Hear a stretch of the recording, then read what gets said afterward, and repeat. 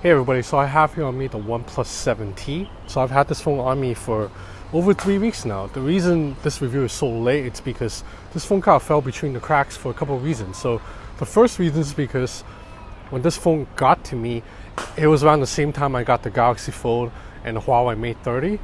And with all due respect to OnePlus 7T, those two phones are a little bit more headline worthy right now. They're more news worthy because the Galaxy Fold, it's a freaking foldable phone, whereas the Huawei Mate 30 Pro is being attacked by the US government right now. It doesn't have Google on it. So, these are more headline grabbing, newsworthy phones that I needed to cover.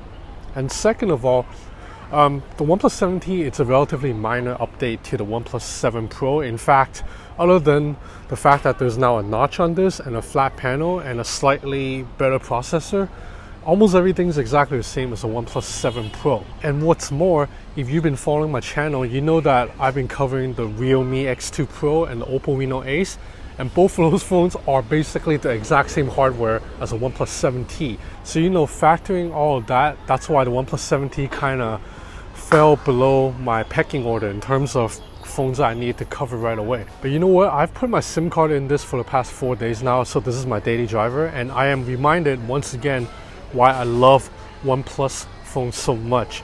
It's okay to be a little bit boring sometimes with hardware if your software is that damn good. And the OnePlus 7T software is once again the best damn software around. It is just the most usable phone. Okay, so before we continue on with the software, let's just go over the hardware stuff really quick. So this is the back of the phone. It's made of Gorilla Glass. You see you have a new circular camera design. That looks quite eye-catching. I like this new circular design, but the hardware, it's almost exactly the same as what was seen in the OnePlus 7 Pro.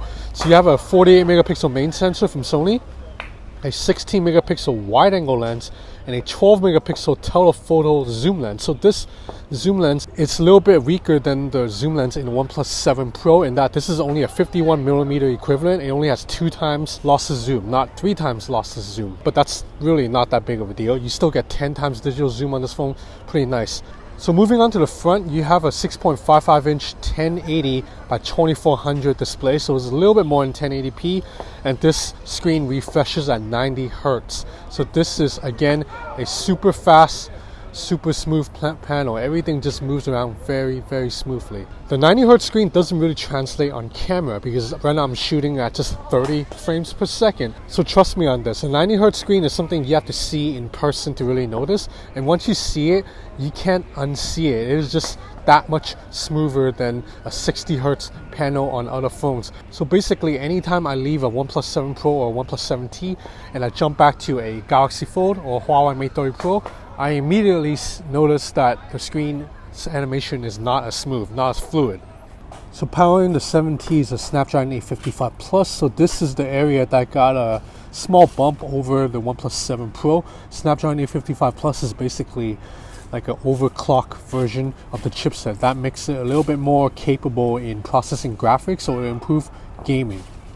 But to be honest, a Snapdragon 855 is already more than powerful enough. So looking at the screen right now, you notice that the colors are a little bit dull. That's because right now I'm under the sun. It's an overcast day, so this is a tough, difficult situation to use a phone.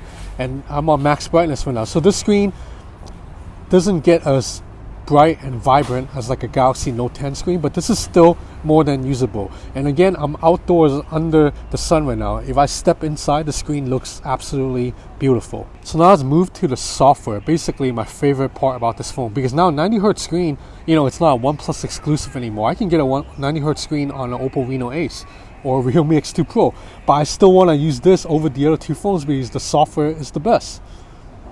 So what makes the software so good? So first of all, this phone runs Android 10, which a lot of other phones don't even have right now. You don't get this from a Samsung, you don't get this from an LG, you don't get this from a Vivo. So one of the reasons I think Oxygen OS is so good is because you have complete customization over how your phone looks. You can just change how your phone looks and feels more than any other device. So you see in here, you can change everything from wallpaper obviously to the fingerprint scan animation to the accent colors, meaning like right now it's green, but I can change it to red or blue or yellow, whatever. Use different icon packs, and also the shape of the shortcut toggles. You see right now it's circle. If I want, I can make it square. Now you see my icon's a square. If I want to change it, I can change it to teardrop. Now it is in teardrop. And then if I want to change the color, same thing. I can change it to red. Now it is in red. Colorful. Let's go light. See, so now my entire UI basically changed colors and it looks different. See, so that's just aesthetics, but there's also a lot of other customization that actually improve how you use the phone, like instead of just looks. So you go into quick gestures. You see there's a bunch of shortcuts right here. So you can flip the phone to mute, use 3 fingers to grab a screenshot. That is so easy, so much easier than having to press 2 buttons at once. And then you see you have double tap to turn on or off the screen. You can control music by drawing on the screen, and you can draw on the screen to launch apps too. And you can change the settings to launch any app. So right now I have draw O to launch camera. V, let's set it to Airbnb. So now if I turn it on, now it jumps straight into Airbnb. If I want to launch a camera, circle. You see, it launches almost instantaneously. So controlling the music with off-screen gestures is very useful too. So let me play something. Okay, so now I'm playing a podcast. Okay. So now the podcast is playing. If I want to pause it, see it paused. If I want to play it again, now it's playing. If I want to fast forward a little bit, 10 seconds.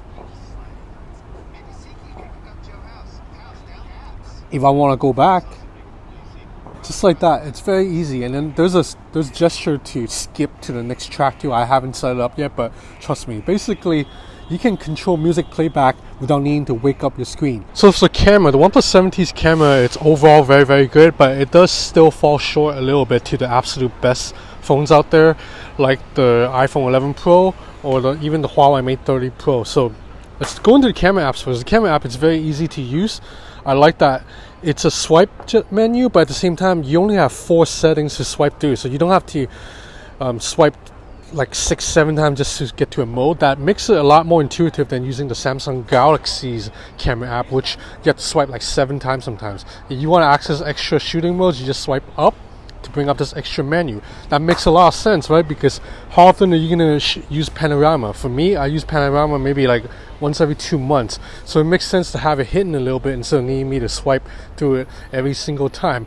Likewise with the zoom dial, you can tap on a button to immediately switch between the 3 lenses, and the buttons are easily located down here, and you can also slide through them to zoom in and out.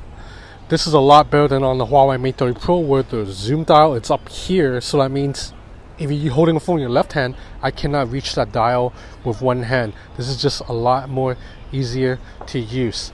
So now as for overall photo quality, if you're taking pictures during the day with great lighting, you're going to get some absolute stunning shots, because this is a 48 megapixel Sony IMX sensor. So you're getting pixel bin 12 megapixel shots with really sharp details and really great dynamic range. I actually did a camera test like a week ago against all the other top phones, and the OnePlus 7T more than held its own, particularly in macro shots. Macro shots turned out very nice, and bokeh images are good too, with pretty natural edge of field detection. The depth of field effect, it's pretty good. Now the wide angle camera, if you use it during the day, it's going to be absolutely fine. You're going to get minimal distortion and really good details. But if you use the wide angle camera at night, like I did here, you're going to get something that's a little bit like not as well detailed as usual, a little bit noisier, a little bit grainier. But you can fix this by turning on Nightscape. If you turn on Nightscape, then you see this is also wide angle camera.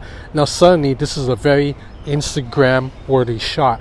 Now of course, if you pixel peep, if you really want to zoom in or put this on a computer, you see that the night mode kind of over processes a lot of the details. It makes it's like artificially sharpened, so it doesn't look as good. But if you are looking at it on a phone and putting it on Instagram, it's absolutely fine. You have pretty decent focal versatility too. So this is a wide angle lens of the Type A 101. Now this is the one-time automatic standard shot. Now you have, this is 5 times zoom, and then you have right here 10 times zoom. So even a 10 times digital zoom, see when you go really close you can see a little bit of pixelation, but otherwise this is still a more than serviceable zoom image. Again, a couple more bokeh shots here. You see excellent edge detection. But let me show you what I mean with video. So this is 1080p footage. So wide angle lens are here.